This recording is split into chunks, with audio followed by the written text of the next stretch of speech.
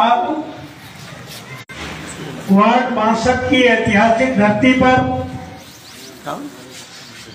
Samajwadi party पिछड़ा वर्ग प्रकोष्ठ के तत्वावधान में पीडीए पंचायत में आज इस कार्यक्रम में उपस्थित पिछड़ा वर्ग प्रकोष्ठ के युवा और सम्मानित जिलाध्यक्ष छोटे भाई शिव सिंह पाल जी, इस कार्यक्रम में उपस्थित इस विधानसभा के समाजवादी पार्टी के विधानसभा अध्यक्ष भाई संतोष यादव जी,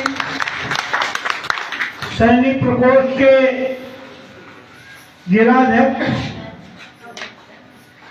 सम्मानित मुन्नालाल यादव जी, मजदूर सभा के सम्मानित जिलाध्यक्ष भाई ओमकार यादव जी, इस विधानसभा से शानदार चुनाव लड़ चुके युवा जुझारू हमारे छोटे भाई फतेह बहादुर गिल जी, अभी नवनियुक्त SC ST प्रकोष्ठ के जिलाध्यक्ष भाई किशन गौतम जी, पूर्व पार्षद बहन जानकी वर्मा जी, हमारे यहाँ से चुनाव लड़ चुके हमारे वीरेंद्र पटेल जी, राजेश पाल जी, महावीर पाल जी और हमारे इस कार्यक्रम के आयोजक संयोजक राहुल सविता जी, सुदीप सिंह एडवोकेट, सुशील यादव जी, कृष्ण मोहन जी, सुनील कुमार शर्मा जी, इनकी टीम के सभी साथीगण, इस कार्यक्रम में उपस्थित हमारे सैनिक प्रकोष्ठ के सभी सम्मानित हमारे साथीगण, हमारी माताएं, बहनें, सम्मानित सैनिक, सम्मानित साथियों, मैं सबसे पहले इस कार्यक्रम के आयोजक युवा साथी राहुल सविता को, उनकी पूरी टीम को शानदार कार्यक्रम के आयोजन के लिए समाजवादी पार्टी की ओर से ढेर सारी बधाई। राजा रामपाल जिंदाबाद, राजा रामपाल जिंदाबाद। साथियों,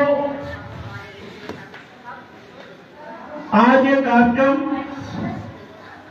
पीडीए पंचायत के रूप में राष्ट्रीय अध्यक्ष माननीय अखिलेश यादव जी के निर्देश पर पूरे उत्तर प्रदेश में चल रहा है।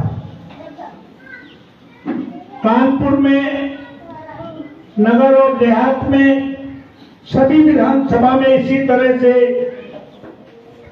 शानदार कार्यक्रम चल रहे हैं। ये कार्यक्रम चलाने की जरूरत क्यों पड़ी? जरूरत इसलिए पड़ी कि विपक्ष की बात को, चाहे पार्लियामेंट हो, चाहे विधानसभा हो, बड़ी से बड़ी बात को भी गोदी मीडिया छिपाने का काम कर रहा है। बड़ी से बड़ी घटना को, जहां हजारों कुंभ में मरे हों, ऐसी भी घटना को 29 तारीख से आज 6 तारीख हो गई, एक सप्ताह बाद विपक्ष द्वारा पार्लियामेंट में उनकी संख्या जानने के लिए जब हमारे राष्ट्रीय अध्यक्ष माननीय अखिलेश यादव जी, कांग्रेस पार्टी के राष्ट्रीय अध्यक्ष मल्लिकार्जुन खड़गे जी जब पार्लियामेंट में सवाल करते हैं तो जवाब देने के बजाय लोकसभा अध्यक्ष और राज्यसभा में धनखड़ जी पुष्प वर्षा तो अपने ऊपर कराते हैं, लेकिन कितने मरे, कितने गायब हैं, इस बारे में भी आज तक एक हफ्ते बाद भी सरकार न तो सोशल में, न तो प्रिंट मीडिया में, न इलेक्ट्रॉनिक मीडिया में किसी भी तरह कोई खबर आपको देखने को नहीं मिल रही। लगता है कि कुंभ बड़े शान से चल रहा है, सब ठीक ठाक है। इतना बड़ा कमाल आजादी के इतिहास में मीडिया प्रबंधन का काम, मीडिया की आजादी पर जिस तरह से पाबंदी लगाने का काम, या जिस तरह से खरीद करके मीडिया को अपने बताए हुए केवल संदेश के अलावा कोई बाहर चीज नहीं आ पाती। पार्लियामेंट के अंदर भी जो हमारे देश के संविधान निर्माता बाबा साहब अम्बेडकर का अपमान होता है, वो भी बात बाहर मीडिया में आ नहीं पाती। ऐसे में हमारे राष्ट्रीय अध्यक्ष ने जरूरी समझा कि हमारे भोले भाले लोग हैं देश के, इन 10 सालों में केवल एक ही बात परोसी गई है, केवल हिंदू मुस्लिम किया गया है, मंदिर मस्जिद किया गया है। इसके अलावा जो बड़े बड़े सुनहरे सपने दिखाए गए थे, वो एक भी सरकार ने पूरा करने का काम, पूरे देश की संपत्ति आरएसएस के प्रथम जो अध्यक्ष थे सदाशिव गोलवलकर, उन्होंने जानते हो क्या कहा था? आजादी से पहले कहा था, 1946 में कहा था, अपनी किताब में लिखा है कि जो आजादी दलितों को, पिछड़ों को, अक़लियत के साथियों को, सर्वहारा वर्ग को बराबर का हक देती हो, ऐसी आजादी से गुलामी बेहतर। यानी जो मौजूदा लोग हैं, जो सरकार में है, जो राष्ट्रभक्त बनते हैं, और अगर इनसे कोई पार्लियामेंट विधानसभा में सवाल जवाब करे तो देशद्रोही। तो इसलिए उन्होंने कहा, यानी उनका आजादी में कोई योगदान नहीं है। किसका योगदान नहीं है? जो आज सत्ता में बैठे लोग हैं, जो गुजरात मॉडल पूरे देश को बनाना चाहते थे। इसीलिए किसी ने कहा, क्योंकि शेरो शायरी काफी हुई है, संतोष बैठे, इसलिए इनके सम्मान में कुछ तो कहना पड़ेगा। तो किसी ने कहा है शायर ने कि आज वो काबिल बने जो कल तक किसी काबिल न थे। आज वो काबिल बने जो कल तक किसी काबिल न थे, और मंजिलें उनको मिली जो दौड़ में शामिल न थे। इसीलिए उनके आरएसएस प्रमुख, कोई उनका एमपी कहता है आजादी तब मिली जब मोदी जी प्रधानमंत्री बने, कहते कि नहीं कहते? कोई उनके आरएसएस प्रमुख कहते हैं कि वो आजादी जब 1947 में मिली, वो आजादी नहीं थी जिस दिन राम मंदिर का शिलान्यास हुआ, उस दिन देश आजाद हुआ। इस तरह से करोड़ों उन शूरवीरों का, जिन्होंने देश की आजादी के लिए कुर्बानी दी, उनका सरेआम अपमान करने का काम ये सरकार और सब करने का काम कर रही है। और मीडिया इस बात को बाहर दिखाने का काम नहीं कर रहा है। और राहुल जी ने जब कहा कि ऐसा वक्तव्य अगर कहीं विदेश में कोई आदमी दे दे तो उसके खिलाफ देश 2 का मुकदमा दिखा, जेल में जाती है। सुनिए भाई, तो जानते हो क्या हुआ? तो राहुल जी ने बात कही थी दिल्ली में, अगर घटना घटे 22 में तो मुकदमा कहाँ लिखा जाना चाहिए? चकेरी में। दिल्ली में राहुल गांधी ने सवाल किया, अब मुकदमा कहाँ लिखा गया मालूम है? आसाम में गुवाहाटी में मुकदमा लिखा गया।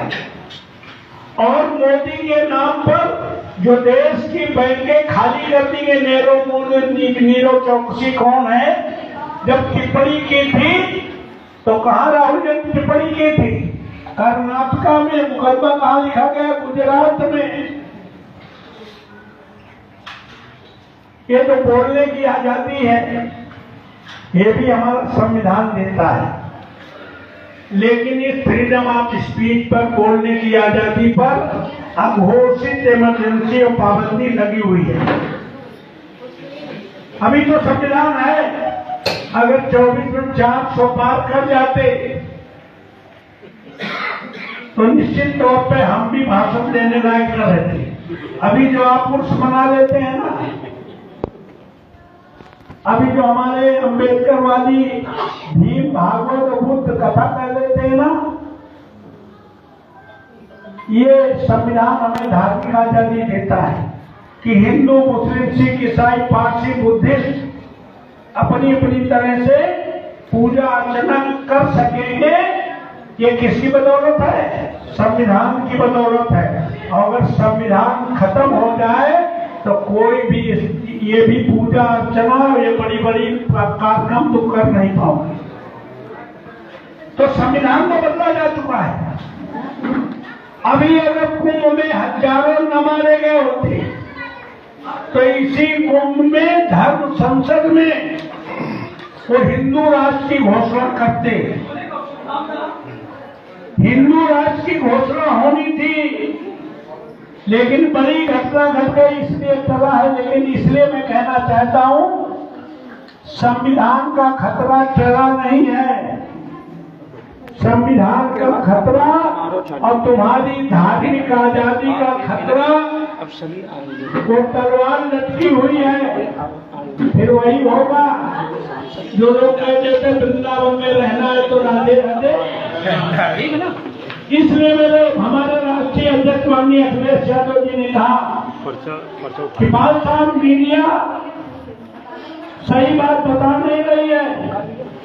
सांप्रदायिक ताकतें इस देश में बाबा साहब अम्बेडकर का सरेआम अपमान कर रही हैं। बाबा साहब अम्बेडकर के बनाए हुए संविधान को बदलने का प्रयास कर रही हैं। लाइट चली गई। चलिए आप तो ऐसे हालात में भैया ये नाम है, गाँव जाइए, गली गली जाइए, मोहल्लों में जाइए, वार्डों में जाइए और पीडीए के लोगों को, क्यों अभी वो ऐसे पीडीए में तो सारे आते हैं। पीडीए का मतलब समूचा पिछड़ा। और आपको जानकर मालूम हो, हम अपने समाजवादी पार्टी के साथियों को बताना चाहते कि मुसलमान भाइयों में 95% पिछड़े हैं। ऐसे बात की नहीं जो समझो कि हम भी पिछड़े हैं। हिंदू पिछड़े नहीं, मुसलमान भाइयों में 95% पिछड़े हैं। तो संविधान जब खत्म होगा तो मैं बार बार कहता हूं, मैंने अभी कुंडली में कहा था, जो ब्राह्मण भी समझ रहा है कि भारतीय जनता पार्टी की सरकार है, मोदी जी संविधान बदलना चाहते हैं, तो हमें क्या फर्क पड़ेगा। तो कोई भी ब्राह्मण नर या नारी पंचायत का सदस्य नहीं बन पाएगा, पार्षद भी बनने की हैसियत नहीं रहेगी। दलित, पिछड़ा, अक़लियत का अकेले नुकसान नहीं है, इस मुल्क में 140 करोड़ लोगों का नुकसान है।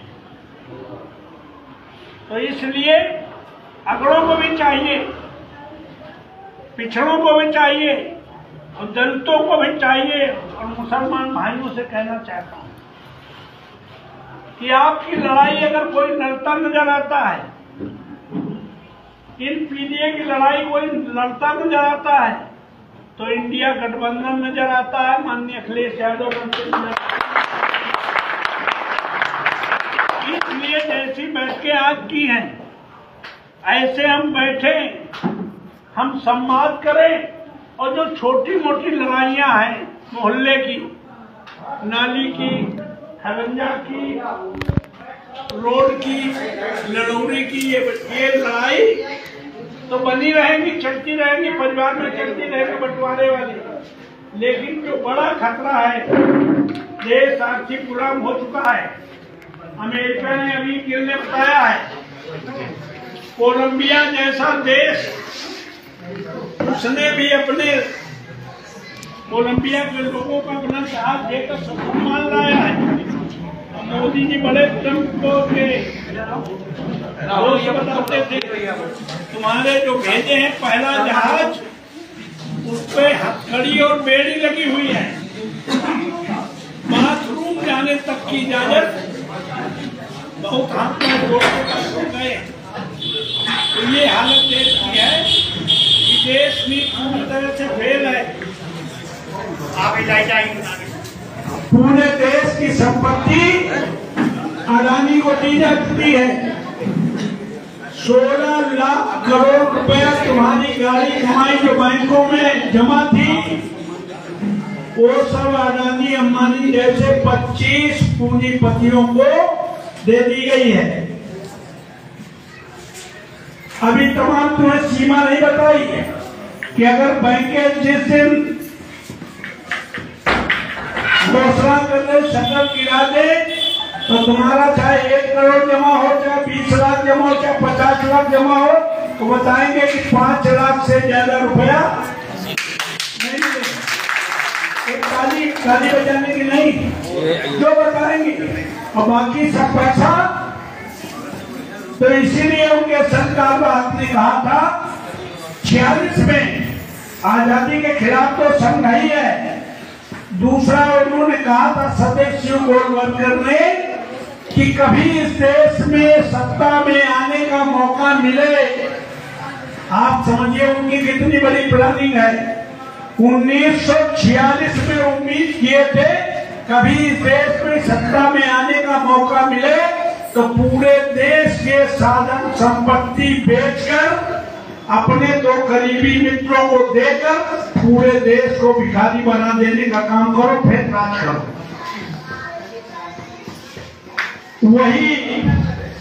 वही काम मोदी जी कर रहे हैं, वही बीजेपी कर रही है, वही आरएसएस कर रही है।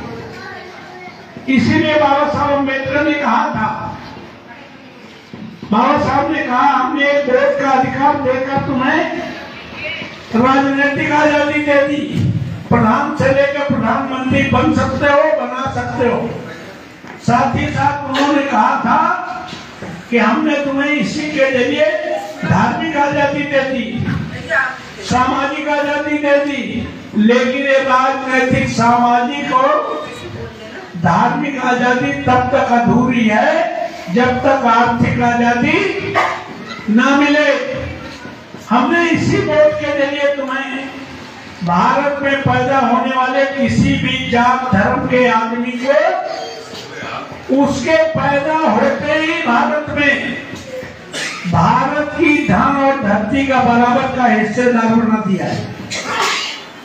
इतना बड़ा अधिकार, इतना बड़ा समानता का अधिकार अगर पीडीए के लोग इकट्ठे हो जाएं, दलित, पिछड़े, अक़लियत के लोग और सर्वहारा वर्ग के लोग इकट्ठे हो जाएं, तो इस देश की पार्लियामेंट में बाबा साहब के बताए हुए रास्ते पर चलकर आर्थिक आजादी का वो कानून पास हो सकता है जिसके तहत देश में सकल घरेलू आय से जो इनकम होती है, जिसको जीडीपी कहते हो, उसको विकास के लिए अगर 50% भी निकाल दिया जाए तो भारत में 140 करोड़ जनता को इतना पैसा पर मंथ दिया जा सकता है, जीरो से खाता खुलवा करके, कि पति को पत्नी के सामने, बाप को बेटे के सामने, भाई को भाई के सामने, बहन को भाई के सामने, यानी भारत की धरती में एक भी हाथ फैलाने वाला भिखारी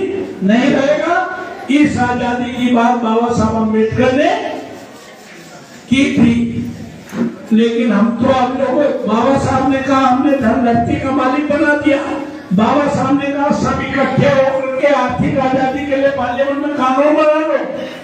लेकिन हम सब बटे होने के कारण आज उनके सामने हाथ फैलाने का काम करते हैं।